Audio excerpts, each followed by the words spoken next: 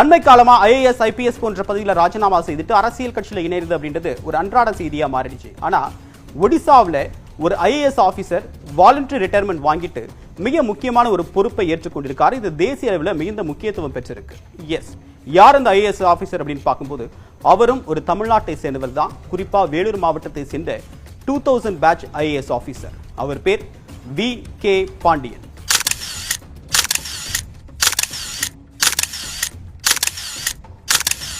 We. Karthikeya Pandian தான் அவருடைய முழுமையான பேர். இவர் ஒடிசாவில் கிட்டத்தட்ட 23 வருஷமா வெவ்வேறு முக்கியமான பொறுப்புகளை வகிச்சிருக்காரு.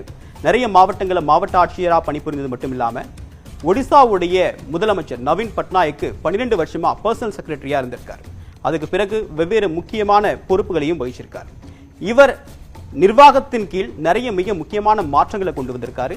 இந்திய அளவில் இவருடைய மாற்றம் சீர்திருத்தம் அப்படின்றது பல மாவட்டங்களுக்கு இன்னைக்கு மிக முக்கியமான திட்டமாக மாறி இருக்காது. என்ன அப்படின்னு பார்க்கும்போது உதாரணத்திற்கு மன்ரேகா அப்படின்னு சொல்லக்கூடிய 100 நாள் வேலைவாய்ப்பு திட்டத்தில் வேலை செய்கிறவங்களுடைய வங்கி கணக்குக்கே நேரடியாக பணம் கொண்டு போய் சேர்க்கக்கூடிய திட்டத்தை இவர் தான் முறையாக ஒரு பைலட் ப்ராசஸ் மூலமாக அங்கே பரிசோதனை பண்ணி பார்த்துருக்காரு. இன்னொன்று, பொதுப்பணித்துறையில் டெண்டர் மூலமாக தான் வேலைகளை கொடுக்கணும் அப்படின்றத மிக முக்கியமான ஒரு திட்டமாக அங்கே முன்னெடுத்திருக்காரு.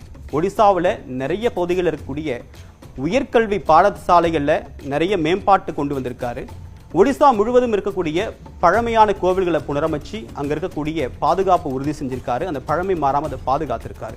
இந்த மாதிரியான நிறைய மிக முக்கியமான திட்டங்களை இவர் கொண்டு வந்து நிறைவேற்றதன் மூலமா குடியரசுடைய விருதையும் வாங்கியிருக்காரு. இவர் ஆட்சியராக இருந்தப்ப சரி 10 வருஷம் மாவட்ட ஆட்சியர் பொறுப்பு, நிறைய முக்கியமான துறை தலைவர் அப்படின்ற பொறுப்பை வகிச்சிருந்தாலும் கூட 12 வருஷமா இவர் ஒடிசாவுடைய முதலமைச்சர் நவீன் பட்நாயக்குடைய தனி செயலாளராக இருந்திருக்காரு.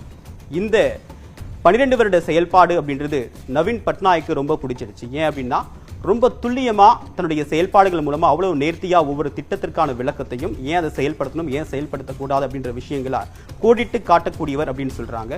ரொம்ப துல்லியமா அது முடியாது, குறிப்பிட்ட நேரத்துக்குள்ள திட்டத்தை நடைமுறைப்படுத்தணும் அப்படின்னு ரொம்ப கராரா இருப்பார் அப்படின்னு சொல்றாங்க.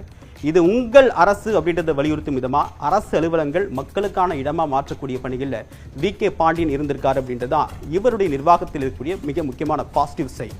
இப்ப இவர் ஏன் பேசு பொருளா இருக்காரு அப்படின்னு பார்க்கும்போது இவர் தன்னுடைய பதவியை ராஜினாமா செய்திருக்காரு. எஸ், வாலண்டரி ரிட்டையர்மெண்ட் கேட்டிருக்காரு. அது 3 நாட்கள்ல ரெசிக்னேஷன் அக்செப்ட் செய்யப்பட்டு சென்ட்ரல் கவர்மெண்ட் ஓகே சொல்லிடுச்சு. அடுத்து அவர் என்ன செய்ய போறாரு அப்படின்னு பார்க்கும்போது அவர் ரிசைன் பண்ணி அவர் ரெசிக்னேஷன் அக்செப்ட் பண்ண 3வது நாளே அவருக்கு என்ன நடக்குது அப்படின்னா அவருக்கு ஒரு மிக முக்கியமான துறை தலைவர் பதவியை ஒடிசாவுடைய முதலமைச்சர் நவீன் பட்நாயக் வழங்குறாரு. அது என்ன துறை அப்படின்னு பார்க்கும்போது தமிழ்நாட்டில் சிறப்பு திட்ட அமலாக்கத்துறை இருக்கு இல்லைங்களா, அந்த திட்டம் மாதிரியே ஒடிசாவில் செயல்படுத்திருக்கக்கூடிய மிகப்பெரிய திட்டங்களுடைய கண்காணிக்கக்கூடிய நிர்வகிக்கக்கூடிய பொறுப்பு இவர் கொடுக்கப்பட்டிருக்கு. 5T அப்படின்னு சொல்லக்கூடிய ஒரு மிக முக்கியமான துறை இது.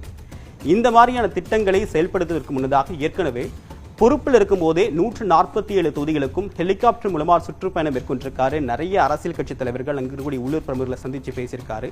அப்பவே இது ஒரு அரசியல் வட்டாரத்தில் பேசு பொருளாச்சு. ஒரு சாதாரண ஒரு மாவட்ட ஆட்சியருக்கு அல்லது நேரடி செயலாளருக்கு இவ்வளவு செல்வாக்கா அப்படின்றது தான் ஒடிசாவில் அரசியல் தலைவர்கள் மத்தியில் பேசப்பட்ட விஷயம். இவருடைய அனுமதி இல்லாமல் முதலமைச்சர் சந்திக்கவோ அரசியல் கட்சி நிர்வாகிகள் கூட சந்திக்கிறது அப்படின்றது சாத்தியம் இல்லாத விஷயம் அப்படின்றது தான் அங்க இருக்கு வரக்கூடிய செய்தியுடைய முக்கியமான அம்சமா இருக்கு. இவர் இப்ப பதவி ராஜினாமா செய்துட்டு ஒரு கேபினெட் மினிஸ்டர் அந்தஸ்துக்கு இணையான ஒரு பொறுப்பு கொடுக்கப்பட்டதன் மூலமா இவர் அடுத்த நவீன் பட்நாயக்குடைய அடுத்த அரசியல் வாரிசா அப்படின்ற ஒரு பேசு பொருளும் எழுந்திருக்கு. காரணம் என்ன அப்படின்னா வழக்கமா நவீன் பட்நாயக் யாருக்குமே பெரிய அளவுக்கு ஆதரவா பேச மாட்டாரு. சில விமர்சனங்களுக்கு அவர் நேரடியாக 1-2 வார்த்தையில பதில் சொல்லக்கூடிய நபர், ரொம்ப அமைதியா இருக்கக்கூடிய நபர் அப்படின்னு சொல்றாங்க. ஆனா சட்டமன்றத்தில் இவர் தொடர்பாக எழுப்பப்பட்ட ஒரு கேள்விக்கு 4 பக்கத்துக்கு விளக்கம் கொடுத்திருக்காரு அப்படின்னு சொல்லிட்டு ஒரு கருத்தும் இருக்கு. அதே மாதிரி அடுத்த அரசியல் வாரிசு இவர் தானா அப்படின்னு கேள்வி முன்வைக்கப்பட்ட போது என்னுடைய ரத்தம் சார்ந்த மட்டும்தான் அரசியல் வாரிசு அப்படின்னு சொல்ல முடியாது, ஒடிசா இந்த மண்ணை நேசிப்பவர்கள் யாராக இருந்தாலும் அரசியல் வாரிசா ஏற்றுக்கொள்ள தயார் அப்படின்னு சொல்லிட்டு நவீன் பட்நாயக் பகிரங்கமா சொல்லியிருக்காரு. So VK. பாண்டியன் அப்படின்றது தான் ஒடிசாவுடைய அடுத்த நவீன் பட்நாயக் வம்சத்துடைய அடுத்த அரசியல் வாரிசா அப்படின்ற ஒரு பேசு பொருள் மிக முக்கியமாக எழுந்திருக்கு. ஸோ அதே நேரத்தில் தேசிய அளவில் ஐஏஎஸ் ஐபிஎஸ் அதிகாரியுடைய பதவி ராஜினாமா அப்படின்றது மிகப்பெரிய பேசு பொருளாகவும் மாறி இருக்கு.